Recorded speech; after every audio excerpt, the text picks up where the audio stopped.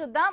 హైదరాబాద్ లో పలు చోట్ల కేబుల్ టీవీ ఇంటర్నెట్ సర్వీసులకు నిన్నటి నుంచి అంతరాయం ఏర్పడటంతో వినియోగదారులు తీవ్ర ఇబ్బందులు పడుతున్నారు.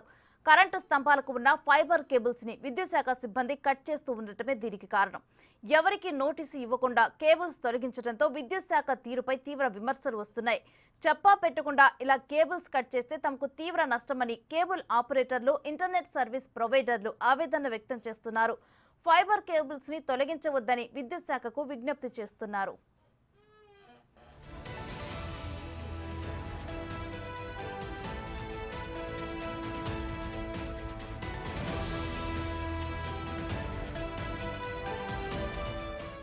మాకు నోటీసులు లేకుండా ఎలక్ట్రిసిటీ డిపార్ట్మెంట్ వాళ్ళు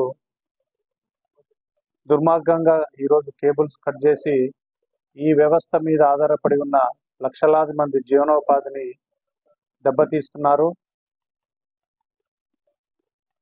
ఈ కేబుల్ టీవీ ఇంటర్నెట్ మేము నష్టపోవడం కాకుండా లక్షలాది వినియోగదారులు కూడా ఇబ్బంది పడుతున్నారు.